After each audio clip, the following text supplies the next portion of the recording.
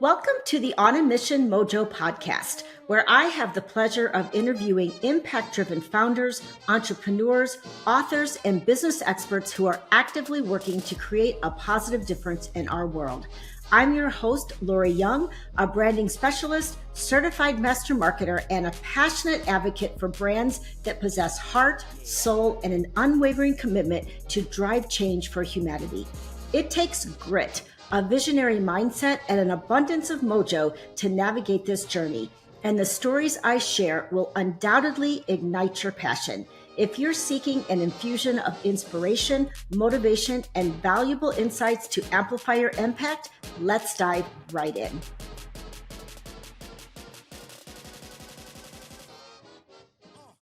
Welcome to episode 15 of On a Mission Mojo podcast.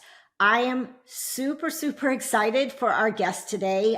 We met through a mutual Facebook group and have kind of already started our conversation. And one of the things that we have in common, but he's got me beat by a long shot, is that we have both done the fire walk. And maybe we can talk a little bit about that. But actually, our guest holds the record in the longest fire walk. So I'm so excited to introduce to you Kurek Ashley. He is a #1 international best-selling author and success coach. Around the world, he's known as the Transformer. And I'm hoping he was gifted me with his book, How Would Love Respond?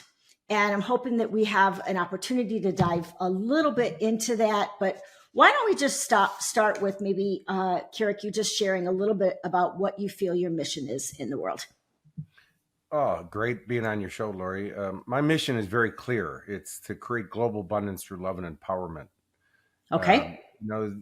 I work with sports teams around the world. I work with corporations, people, but the funny part about it is I'm always really working with people, so no matter where I go, like I was in Kuwait, people felt like all my content came right out of the Quran. And I said, well, I've never read the Quran, but it's really universal. If we're not part of the solution, we're part of the problem.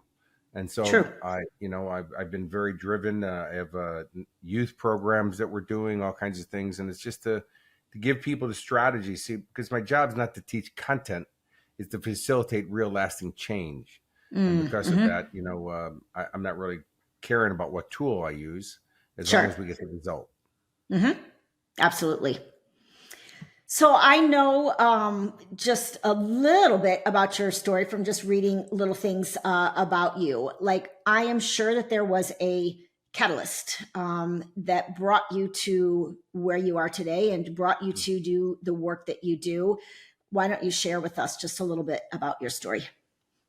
Sure. I used to be an actor in Hollywood. I did 38 motion pictures. I've also done over 500 movies behind the camera as a key and dolly grip, and was the assistant to a director who was also my Mr. Miyagi.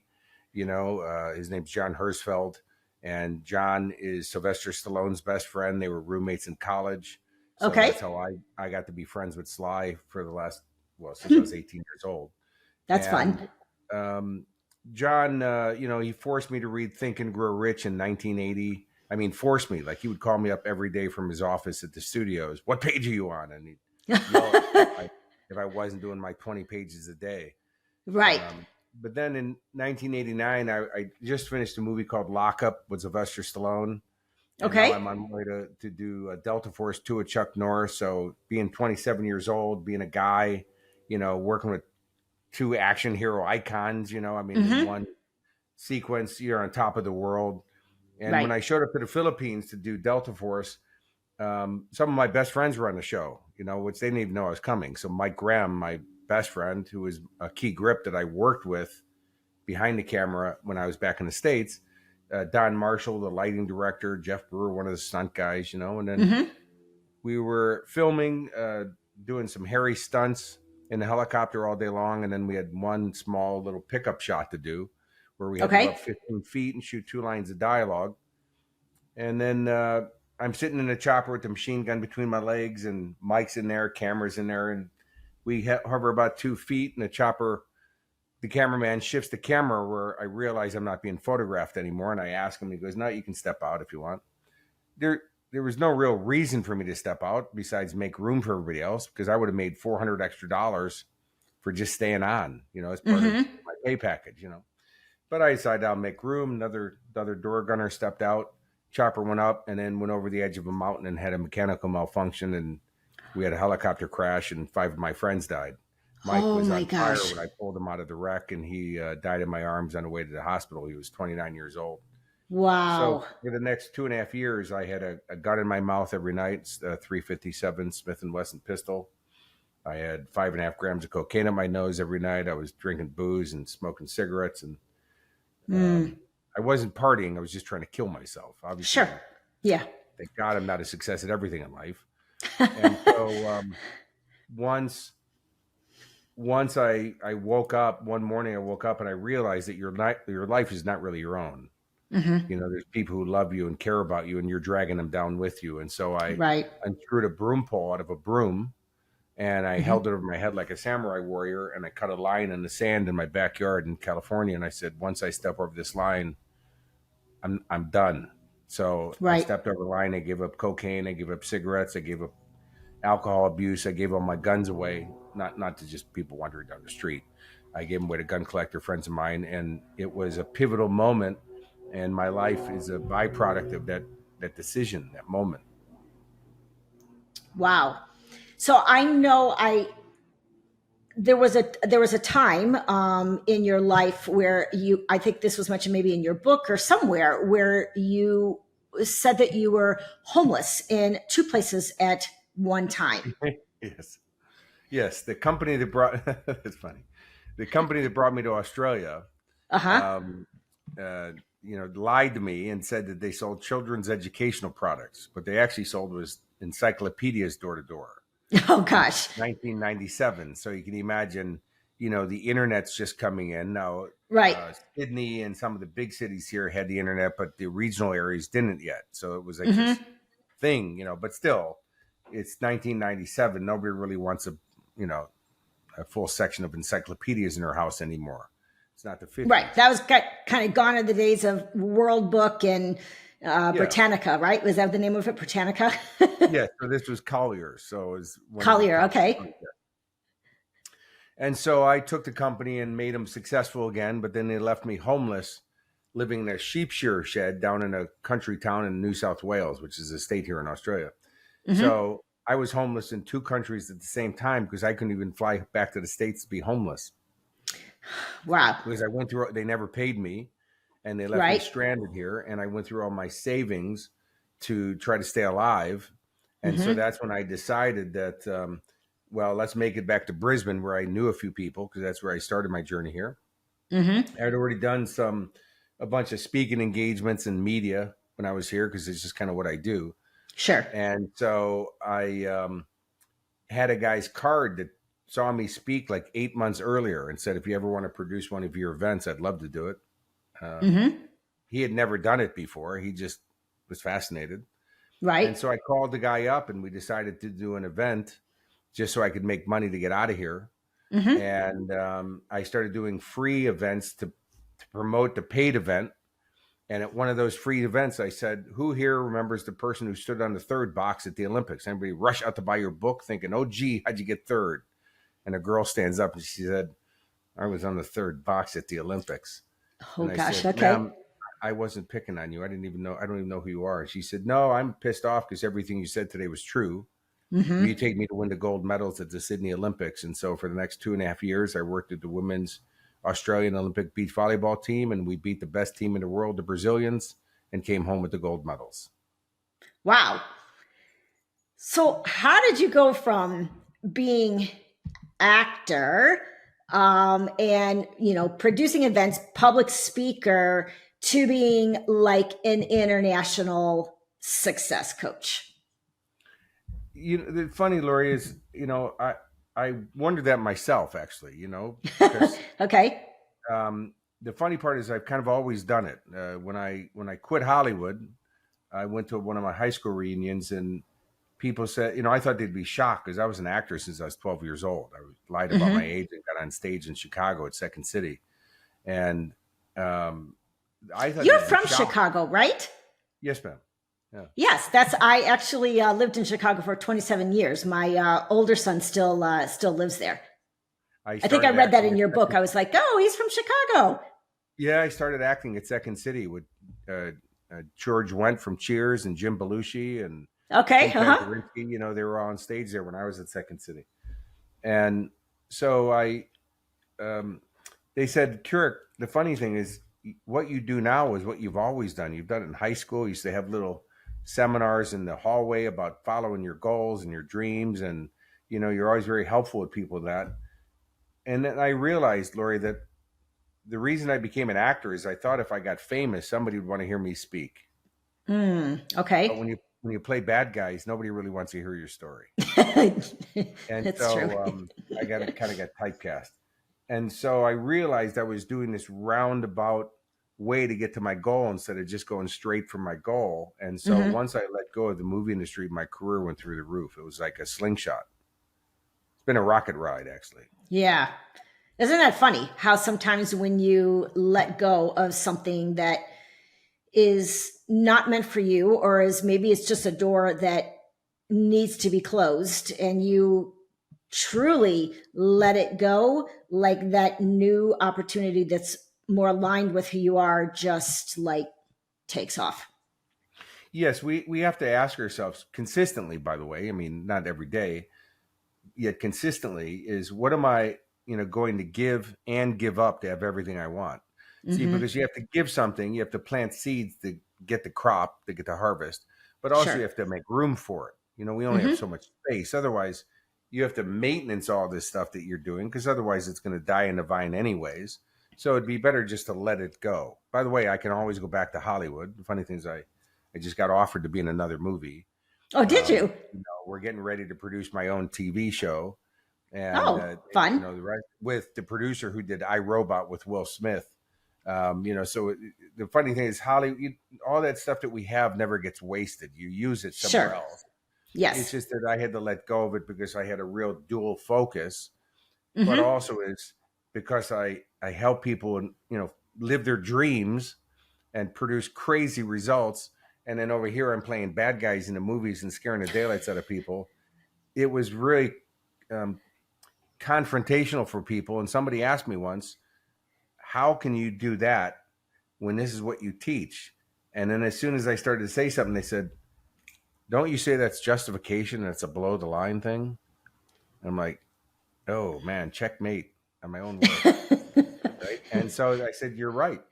And so that's when that day I just let go of the movie industry. And luckily both sides of the camera, both movies that I worked on won awards. And it was a great way to end, end where you still love it. Yes. And while you're high, right? Yep. Like, Yeah. and don't let it take the turn. Yeah, that's something my spouse and I have talked about in the past, like some of these professional athletes that are, they're at their high and, they're at their best. And like, now is the time for you to retire and go, but they continue to push it. And then they just kind of like start, going downhill. And it's like, why didn't you exit when you were at your peak? When you were the GOAT. Yeah, and reinvent yourself then. You look at, I've known Sly since I was 18. And, Sly's the biggest movie star Hollywood's ever produced. He's almost 80 years old now. He's 78 this year. Wow. He's still a viable action hero. He's got a hit TV show called The Tulsa King. He's got his reality show with his family. When you spend time with Sly, he still looks like a movie star. He still looks like an apex masculine male, like in the room. He's king dog, at 78 years old, but he's not trying to be the 30-year-old version of Rocky. He's the today version, and it's awesome because of his reinvention. I like that because it's like with each, I'm actually working on an article for a magazine, and it's about self-evolution. and I've been kind of walking through like my own life from, my early 20s to, today. And each, evolution brings us into a different place within ourselves. And if we can embrace like who we are today and what does today's version of ourselves look like, and not stay stuck in, well, once upon a time I was so young and I was so much thinner and I was so much this, it doesn't serve us, right? No, and you hear people, their claim to fame is like I was the prom king or queen in high school. Uh-huh. That's like 40 years ago. Right. Yeah, what have you Yeah. done lately? And it's we have to keep reinventing ourselves. It's a road that's always under construction, and what's the next evolution? I spent 5 years on the road in the early 90s with Anthony Robbins. Tony had like 400 Love people him. in those days, and our goal was to get him up to 1,000 people, which we did, and way past that, obviously. Right. But Tony, still does well. He just made an announcement here in Sydney that he's not coming back because he's got health issues. Oh. But How old is he now? Tony and I are the same age, so he's 60. Tony might be 63 because he's born in leap year. Okay. But we're around the same age. He's okay. Yeah, I want to say I saw him. I bet it's been at least 15 years, probably. Yeah. But he did the same program since the 80s. Right. Me, I can't do that. That's why I didn't. I did some theater. I just got bored with it because doing the same scene, same play, same spot, same dialogue every day to me is like a factory. So even with my workshops, my public programs, I keep reinventing them. I keep retiring them and then bring a new one out because it's the next evolution of me. If you read Wayne Dyer's books since Your Erroneous Zones, to the end of his Love career, him too. each book was his evolution of his own life. Now, each book had value for people at that level. Like people could read Your Erroneous Zones, but he didn't really teach that anymore. He was teaching his new evolutions. Sure.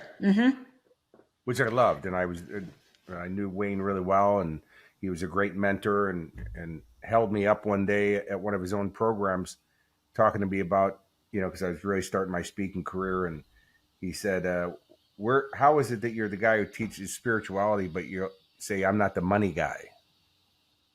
Okay. I said, yeah. And he said, where'd you learn that crap?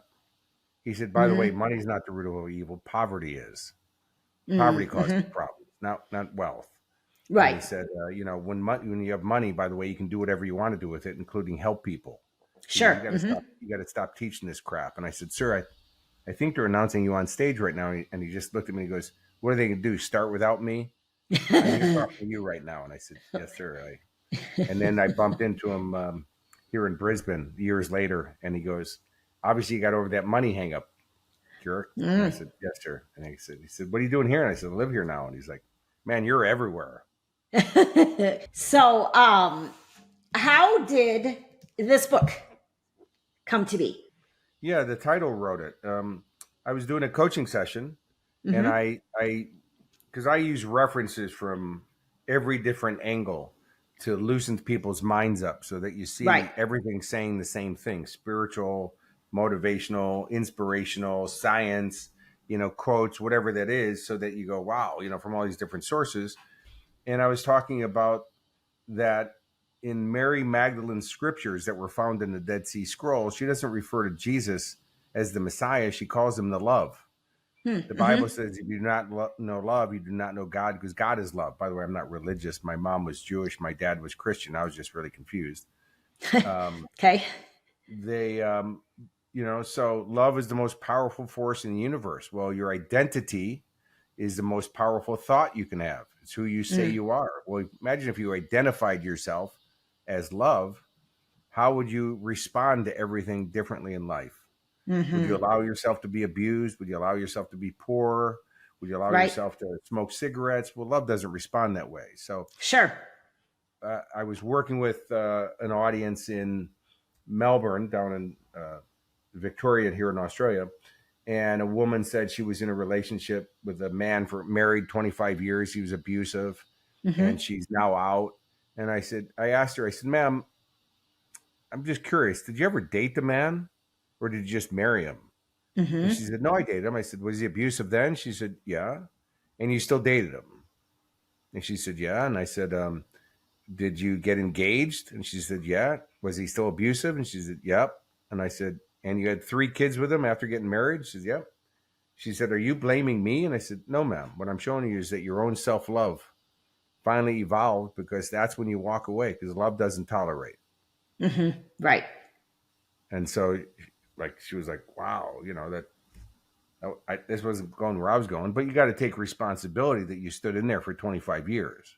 Right. We can't keep blaming Yes, the other person. absolutely. We, We all have choices, and we make those choices based on that version of ourselves in each and every moment of our lives. So that version of her lasted 25 years, that version of her that sure, believed that she did not deserve love, I starting get it. with love for herself, right? Yeah, and that's a self-love thing. So every issue that we deal with as human beings, it's a self-love issue. Mm-hmm. Because when you really love yourself, you go, wait a minute, I'm like, even stressing out over paying your mortgage or what you're getting paid at work or whatever. When you really love yourself, well, love would go find a job that pays better, or get an education that gets you the better job or whatever. You start investing in yourself. There's that reinvention again. That you go, wait a Mm-hmm. minute. I'm watching an industry dry up, and I'm just waiting for my head to get chopped off here. I'm going to start investing now and retraining for something else, or I'm going to Right. jump ship before the ship goes down. But people, they don't. I mean, I laugh here. You go by their hospitals, and you see people sitting outside, literally with their drip bottle on a stand, with their open back gown, smoking cigarettes. Yeah, I know. And there's a group of them, and they're all chatting with each other. Right. Right. Well, that's not very loving. Right. Love would not respond that way. No. And so the Right. book is, and I'm in awe, Lori, that I'm the guy who got to write that book, even though I think it kind of came more through me than from me. Mm-hmm. And I just got an email today from somebody who said how profound that book has changed their life. I get that every day from around the world, from different countries, Facebook posts, whatever that is. Mm-hmm. People keep it by their bedside, and they open up a page every day, and it always seems to be the right page that they turn to. It's one of those type books, and I'm in awe that I get to Mm-hmm. be that guy that wrote that book. Or I'm on a plane and somebody goes, "Oh my God, you're Kurek Ashley," and I'm like, "Whoa, I already Who are knew you? that.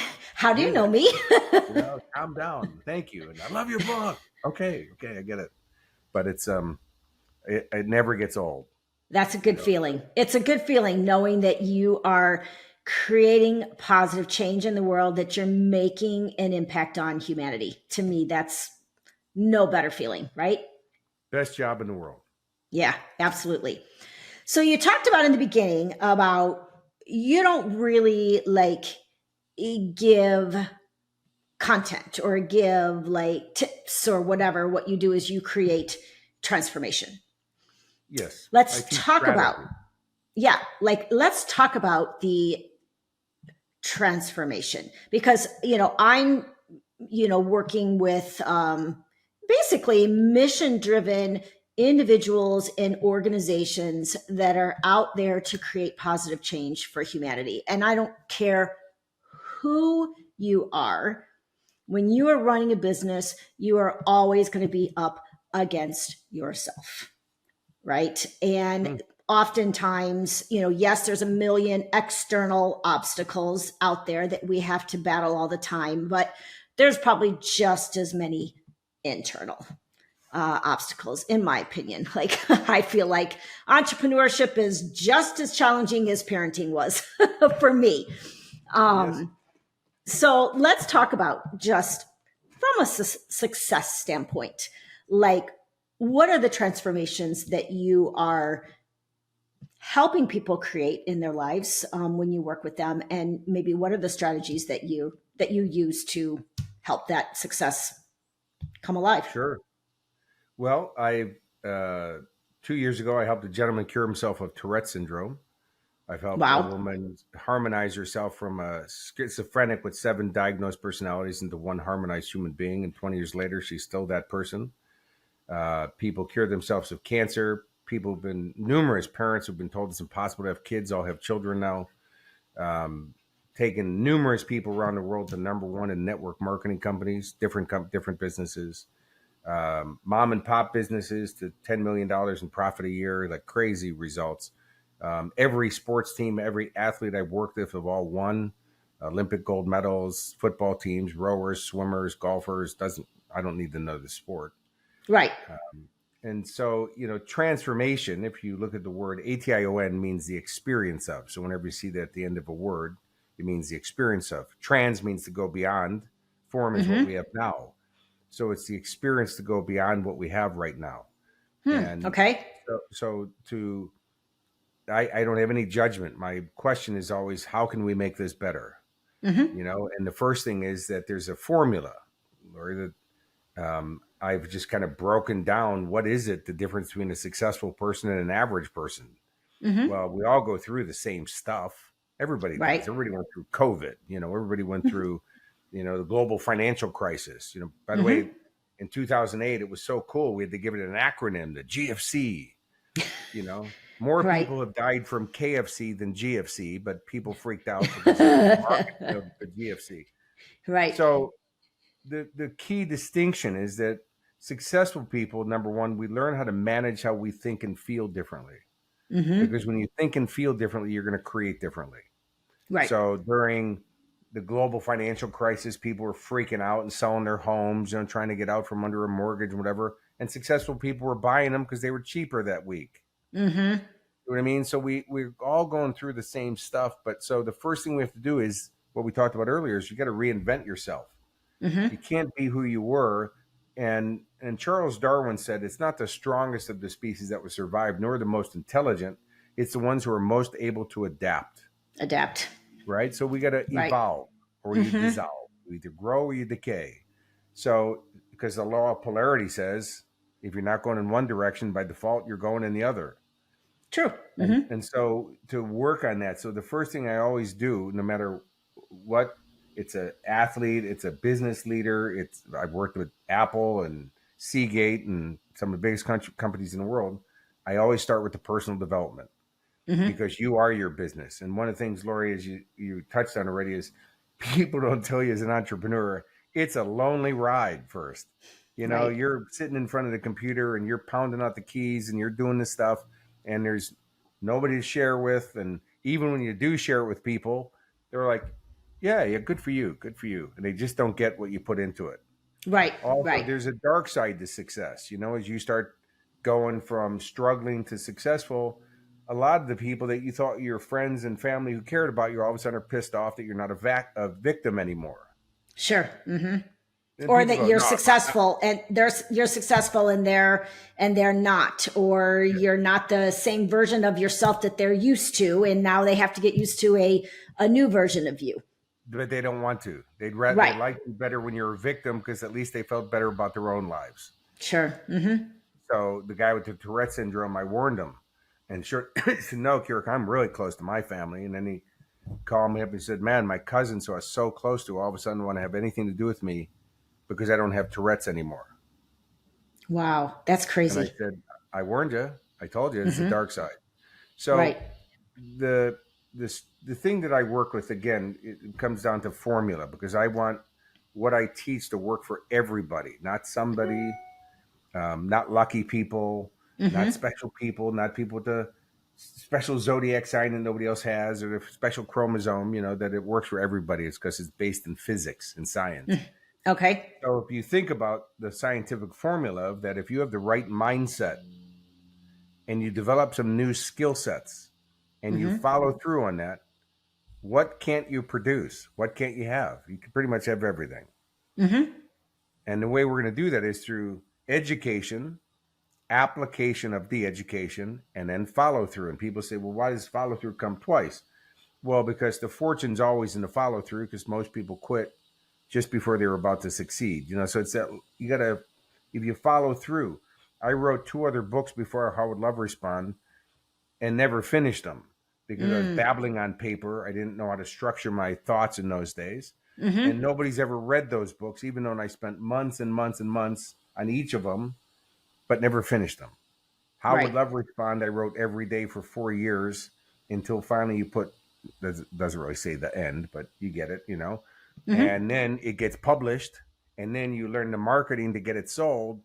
Now you Right. have a best-selling book, and then, again, people they're writing a book, they print up the book, and they have never learned the marketing or the drive of it, and now they're trying to do it once their book's sitting there getting old and losing Right. enthusiasm and inspiration. And me, I studied all that stuff in the 4 years of writing the book, so that the Mm-hmm. moment my book came out, it took number one on Amazon, Barnes and Nobles. I had 15 bestsellers lists in 4 hours of release. It was a number one, and then Right. 30 days later, I had another 10 bestsellers lists. But that's just doing, having the right mindset of going, okay, I got to learn this. What skill sets do I need to learn? Let's do it. Let's apply it. Mm-hmm.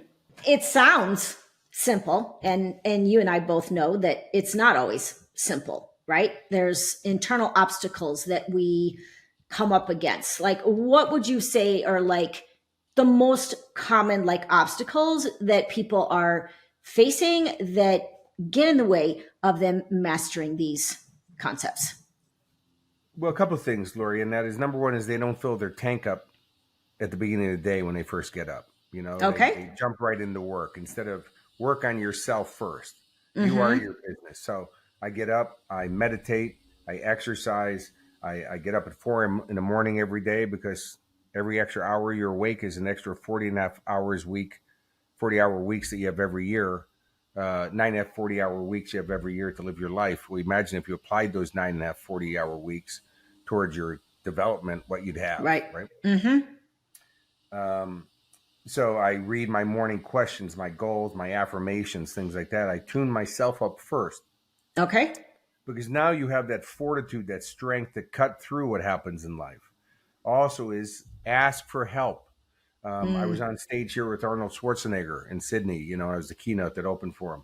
Well, I sent marketing materials back a couple months out before it happened, and Stallone sends me a message saying, "Come have lunch with me in Beverly Hills." So I shoot back. He has Arnold Schwarzenegger joining me for lunch just so I can meet him.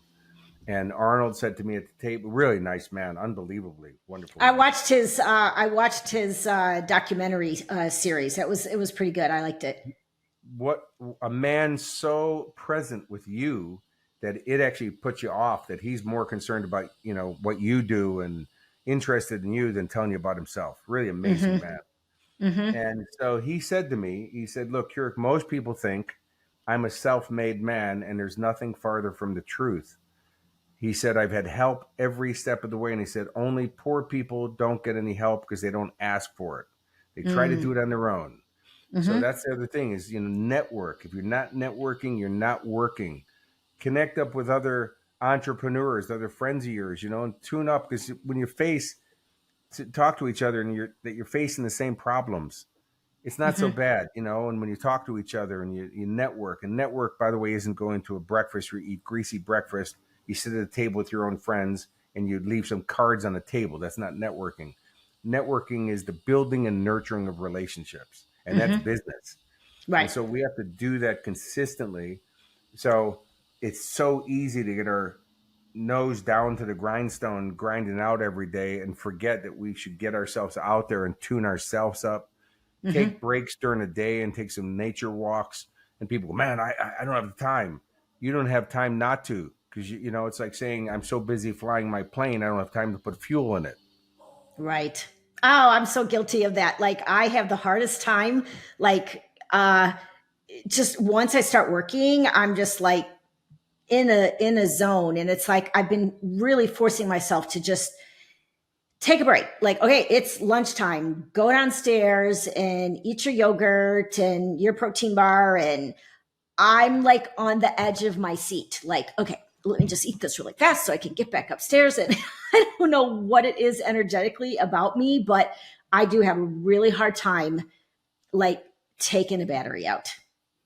Well, and also, one of the things I work with people on is, set a timer on your phone to go off every hour. And when you do, you got to take 5 full deep breaths and center yourself again, just to Okay. recharge your batteries. And you're going to notice you have so much more energy during the day. You're going to have so much more accomplished. But if we stay toe to toe with our problems, the problem's going to beat the daylights out of you. So we got to keep ourselves strong. I train in a martial arts called Aikido, and it's about not taking conflict head on. It's about connecting, blending, and redirecting. So you become one with the energy, and you redirect it to work for you instead of it working against you, because it's going to do one or the other. And so it's metaphoric for life, is to make sure that we take care of number one first. Because why are we working so hard, Lori? What are we doing this for? What, so that we have a big bank account that somebody else gets to spend after we die? That True. we have a bigger house to be lonely in. Right. That we got the Ferrari, but we're sick driving it. What's the point? Exactly. So the purpose of our life is to enjoy it. That's the purpose of life. It's not any more complicated than that. Enjoy your life. At the end of your life, if you look back and you enjoyed it, you won. Yes. If not, you're going to be slapping yourself in the forehead going, what was I thinking? Right. What you have is the relationships you've created, right? The memories or the experiences that you've had in your life. And that's what you're really looking at, right? Like that's what you're looking at when you're on your last leg. You're not like, oh, I've got, $5 million in the bank and I'm leaving this all to my kids. And I mean, no, and it doesn't matter. Like you said, it goes away. Like it's gone. The most successful thing I've ever done is I have a 12-year-old. I have a son. It took me 50 years to get ready to have kids. My mom was dying of cancer in Chicago. She was Jewish. I called her up. She said, save your money. Don't waste it on a plane. My mom, I'm coming home. Just don't die on me, right? Right. Excuse me. And I spent that last 10 days with her. And at the last day, she was unconscious. She was passed out. And my wife and I at the time were holding her hand in the emergency room. And she opened her eyes and she said, have babies. Have babies. Now, Mom, you got nothing. And she goes, your 5 brothers and your sister all have kids. But man, I've always wanted to meet yours because since you were a baby, you've had a different energy, just who you are. And I said, all right, Mom, at this time in the hospital actually made me ready. I had this conversation with myself this week. I said, but you got to stay around to see him. She's like, don't piss me off. Just have him. I go, all right, Mom, calm down. I love you. I promise. And she said, now I want you to leave. I don't want you here. And my mom timed it, and I was on my way back to LA to go to Australia, and my mom died in her sleep. That was her last conversation. And 2 weeks later, got my wife pregnant, and that's my son. Aw. But that's your kids spell love, Time. They want your time. And so I've rearranged my business and my life so I'm not on the road so much and still making the money and still being successful, but spending time with my son. And I've spent more time in my son's 12 years than I spent with my dad my whole life because he was so busy following a formula that said, if you want to succeed in life, you got to work hard. Right. And my dad worked hard his whole life. And the only thing he got out of it was a hard life. Yeah. Because hard doesn't produce easy. That's not the way it works. It's learning how to live the lifestyle now because your brain picks up, I love this, and it's going to expand on it and want more of it automatically. So, that I just operate differently. I don't have a 14-acre farm on the Sunshine Coast so I can drive up my driveway and say I have a farm. Instead, I love enjoying it and walking around, and I have bees and I produce my own honey, and and people ask me who does all your fields and stuff. I go, that would be me because I love it. Right. That's cool. So I have one just little question because it was such a profound experience for me, and it's something that you and I have in common, and that is doing the firewalk. I did, as you can probably imagine, I did the firewalk at a Tony Robbins event. Is that where you first did it, or? Yes, it's when because I spent 5 years with Tony, so I did the firewalk like 50, 60, 80 times with him, easy. and I started teaching the firewalk myself, anyways. And I also take people across broken glass, and we do all kinds of different. It makes the firewalk look tame when you take people across broken glass. We had 850 people in Singapore going across 15 lanes of broken glass, and that one person cut. The firewalk for me it's a great metaphor. We are fire, Lori. You know, I mean, if you think about it, we're energy, we're a spark, we generate power. So the mantra when I walk across the fire and I take people across is called one with the source. Is that you're saying I'm one with the fire, I'm one with the universe. Fire can't burn fire. And that's why, you know, in the tens of thousands of people I've taken firewalking, we've never had a burn, we've never had anybody injured, because we play the game at a really high level. My mom, I called my mom. My mom was a really serious drunk. My mom could drink a half a gallon of scotch or vodka in a night. And then I watched her knock 2 police officers out once. My mom had a real violent streak about her, you know? Okay. And so I said, Mom, I'm coming back to Chicago. I'm doing a program. I'd love to have you see it. We got like 2,000 people coming. I want to warn you, there's a firewalk involved. Now, you don't have to do it, and you will, but alcohol comes out of your pores when you sweat, and it's flammable. And it happened to another woman where her leg started on fire, and she caused us $200,000 in insurance claims. And so, Mom, you know, you being the drunk you are, your body's going to burst into spontaneous combustion. Your wig's going to start on fire. And when you fall over writhing in pain, these people are so motivated, they're going to firewalk right over the top of you. Lori, it was just a story I made up for my mom. It never happened. But my mom believed me. See, the actor in me came out. And my mom didn't have a drink for like a week leading up to the firewalk. Okay. She never shows up on my lane. I don't know where she is. Right. Well, we're all heading back into the seminar room. A staff member taps me on the shoulder and says, "Hey, Kurek, isn't that your mom over there in the parking lot standing by herself?" Right. I'm like, "Oh my God, something happened." You know, so I walk over to her. I said, "Mom, you okay?" And she goes, "Your mom is a firewalker." Like, all right, you need to calm down. My mom said, if I could do this, what I thought was impossible, giving up alcohol is easy. And my mom became clean and sober on the spot, and was clean and sober for the next 18 years until she passed away. Wow. Wow. What an amazing story. Like, it was very like mind blowing for me. I would say the firewalk was mind blowing for me in terms of understanding the power of the mind. And the other thing that was mind blowing for me was when I got my black belt in Taekwondo, and I had to break a kind of a big like brick. You know, it was kind of probably this thick and wide. And, you know, I watched everyone go up and like break it. And it was like, oh, that looks easy. That looks simple, you know? And when I went up to do it, I was the smallest one in my whole group. And when I went up to do it, like I literally like hit brick. And I was just like, okay, this is not easy. Like, this is not easy at all. This actually hurt. And my grandmaster, I remember he got kind of frustrated with me because I was taking several times. He's like, go sit down, go sit down, go sit down. I'm just like, okay, fine. I came back up, you know, at the very end, and he said, okay, listen to me, listen to me. He said, pretend that that brick is not there and just break it. And I'm like, okay. And I literally shifted in my mind. And when I came up and came down on the brick, I literally just pretended like it's not there. And I can't even tell you, it felt like I was like breaking through a piece of paper. Yeah. Congratulations. I was just like, wow, mind blowing how powerful the mind is. Yeah. And so I did 266 feet of 1,200 recalls. So I quadrupled the world record. Wow. It was on CNN, and it was 1998. There was a gentleman who tried to break my record here in Sydney a couple years later and wound up making like about 20 feet, and they almost had to amputate his feet that night because 20 feet out of 220.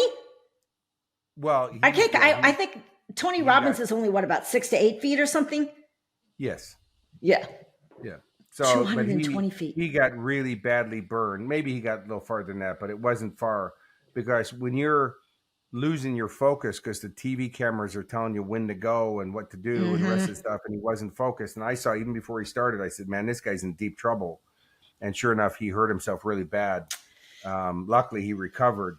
But it's one of those things that it's real fire. And that's, like there's no magic trick, and it's real glass. Right. It's, there's no faking it. And if you go on YouTube, you'll see me on TV shows taking people across broken glass and, hosts and stuff. And it's real. It's the real thing. But if you watch the host, you'll see the change in their face. Like once they get off, doesn't matter if they're a TV personality.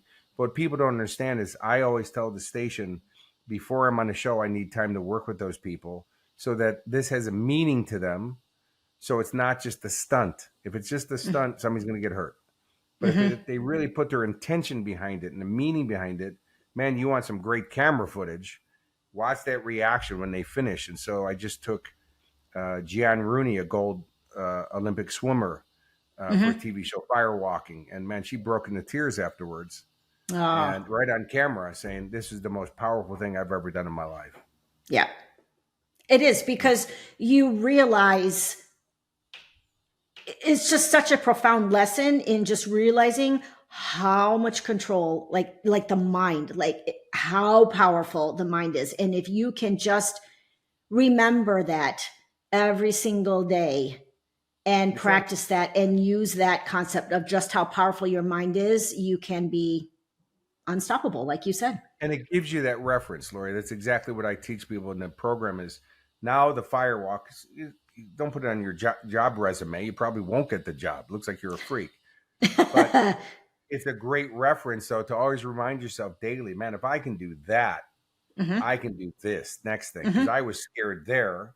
I took the first step. I followed through with the follow steps. There's that formula again. And I made it. So then maybe this process, starting my own business or succeeding, take the first step, follow through at each step, walk with certainty.